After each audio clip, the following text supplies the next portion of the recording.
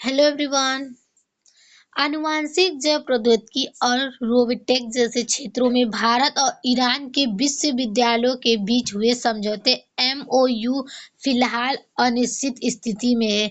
यानी कि जो भारत और ईरान के विश्वविद्यालय ने आनुवांशिक जैव प्रौद्योगिकी जैसे विज्ञान के क्षेत्रों में मिलकर काम करने का एक समझौता किया है, लेकिन अभी ये समझौता पक्का नहीं हुआ है या रुक गया। यानी कि जो इसकी स्थिति है अभी ये साफ क्लियर पता नहीं चला है। भारत ईरान विश्वविद्यालय समझौता विवाद क्या है पूरा मामला। यानी कि जो भारत और ईरान के विश्वविद्यालय के बीच जो बातचीत चल रहा है अभी ये पूरी तरह से मामला क्या है, कैसे इसको आगे हम जानेंगे। पृष्ठभूमि। हाल ही के वर्षों में इंडिया और ईरान के बीच शिक्षा और विज्ञान के क्षेत्र में सहयोग बढ़ाने की कोशिश की गई है। यानी पिछले कुछ सालों में भारत और ईरान ने शिक्षा और विज्ञान में काफी मिलकर काम करने की कोशिश की है। दोनों देशों के कई विश्वविद्यालयों ने जेनेटिक, बायोटेक्नोलॉजी और रोबोट जैसे आधुनिक विषयों में एमओयू पर हस्ताक्षेप किए थे।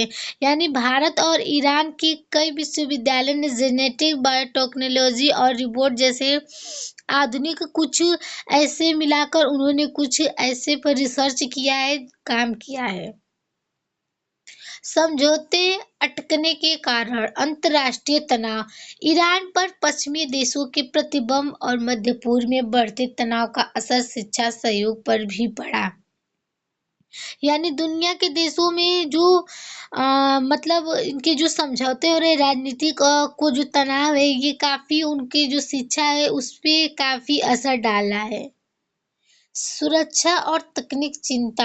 जेनेटिक और रोबोट जैसी तकनीक मानी जाती है, सिविल और सैन्य दोनों में इस्तेमाल हो सकता है।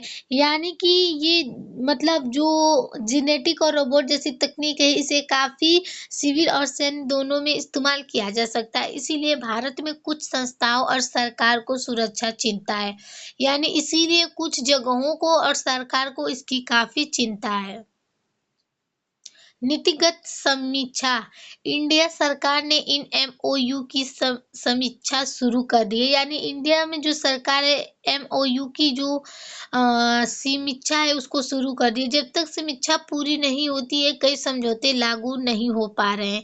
यानी जब तक ये तकनीक लागू नहीं होगा उससे काफी कई तकनीक रुक सकती है। भारत ईरान संबंध। भारत और ईरान के बीच ऐतिहासिक और रणनीतिक संबंध रहे हैं। यानी भारत और ईरान के बीच काफी ऐतिहासिक संबंध रहे। ऊर्जा, तेल और गैस, ऊर्जा और तेल का काफी संबंध रहा है। व्यापार का, शिक्षा और संस्कृति का भी संबंध रहा है। समाज और शिक्षा पर प्रभाव। छात्रों को विदेशी शोध अवसर कम मिल सकते हैं। यानी जो विदेशी छात्र हैं उनको काफी अवसर जो होगा वो कम मिल सकता है। संयुक्त रिसर्च परियोजनाएं रुक सकती हैं।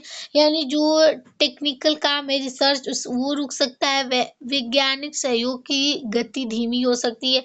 यानी जो वैज्ञानिक रिसर्च करने वाले हैं उनकी जो गति है वो काफी धीमी हो सकती है। भारत पर प्रभाव।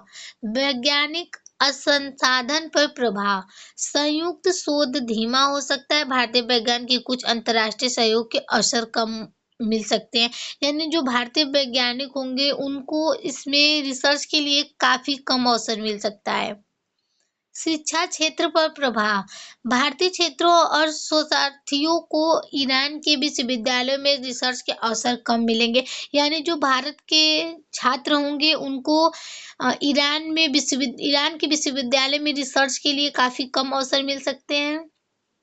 छात्र शिक्षक एक्सचेंज कार्यक्रम प्रभावित हो सकता है। यानी जो छात्र शिक्षक होंगे उसको उनको कार्यक्रम में काफी प्रभावित हो सकते हैं।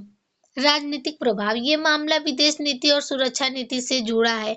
यानी ये जो मामला है ये सुरक्षा के लिए और विदेश की जो नीति है उससे जुड़ा हुआ है। भारत को संतुलित बनाना पड़ रहा है। यानी भारत को बैलेंस करने के लिए किया जा रहा है। एक तरफ पश्चिमी देशों के साथ संबंध। यानी एक तरफ से पश्चिमी देशों के साथ संबंध है और एक तरफ ईरान से, दूसरी तरफ ईरान के साथ पारंपरिक सहयोग है। एमओयू क्या होता है? देशों, संस्थानों या विश्वविद्यालयों के बीच किया गया औपचारिक समझौता होता है। यानी ये जो देश के संस्थान जगह होते हैं विश्वविद्यालय के, उनके समझौतों के लिए होता है। इसके तहत सहयोग के क्षेत्र तय किए जाते हैं। इसी के तहत उनको सहयोग करने के लिए क्षेत्र का तय किया जाता है। संयुक्त शोध, छात्र और शिक्षक आदान प्रदान, नई तकनीक पर प्रयोग, वैज्ञानिक सम्मेलन और प्रशिक्षण। यानी छात्र और शिक्षक के लिए जो आदान प्रदान होगा उसमें मदद मिलेगी, नई तकनीक रिसर्च के लिए प्रयोग मिलेगा, वैज्ञानिक के लिए सम्मेलन होगा। समझौता क्यों अटक गए? सुरक्षा चिंता। कुछ तकनीकें होती हैं, यानी उनका उपयोग सिविल और सैन्य दोनों उद्देश्यों में हो सकता है। कुछ तकनीक ऐसी होती हैं जो हमारे सिविल और सैन्य दोनों के लिए प्रयोग किए जा सकते हैं। इसीलिए सरकार इन समझौतों की सुरक्षा जांच कर रही है।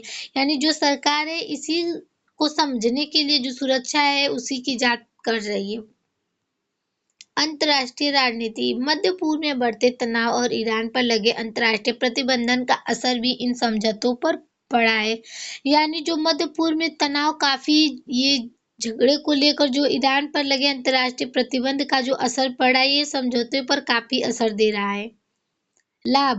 वैज्ञानिक शोध और तकनीक का विकास। यानी जो वैज्ञानिक रिसर्च के शोध होंगे और जो उनकी तकनीक होगी, काफी विकास हो सकता है। क्षेत्रों का अंतर्राष्ट्रीय अनुभव होगा। जो छात्र होंगे उनको काफी अंतर्राष्ट्रीय का अनुभव हो सकता है। दोनों देशों के विश्वविद्यालयों के बीच सहयोग बढ़ना। यानी जो दोनों देश हैं उसके जो विश्वविद्यालय उनके बीच काफी जो तनाव होगा वो कम हो सकता है। नई दवाइयाँ और तकनीकों का विकास। यानी जो नई दवाइयाँ बनेंगी रिसर्च से और जो तकनीक आएगी उसमें काफी विकास हो सकता है। हानि क्या होगी? संयुक्त शोध परियोजनाएं रुक सकती हैं। यानी जो परियोजनाएं केवल जो भारत की होंगी वो रुक सकती हैं। छात्रों के लिए अवसर कम हो सकते हैं। जो छात्र इधर रहेंगे भारत में उनको अवसर कम मिलेगा। तकनीक विकास की गति धीमी हो सकती है। जो रिसर्च की तकनीक विकास के लिए वो उसकी धीमी गति हो सकती है। निष्कर्ष। भारत और ईरान के विश्वविद्यालयों के बीच हुआ वैज्ञानिक सहयोग अभी अनिश्चित स्थिति में। यानी जो भारत और ईरान जो फैसला कर रहे हैं विश्वविद्यालयों को रिसर्च के लिए, वो अभी अनिश्चित है। भविष्य में यदि अंतर्राष्ट्रीय परिस्थितियां बेहतर होती हैं और सुरक्षा चिंताएं दूर होती हैं तो ये समझौता फिर से लागू हो सकता है।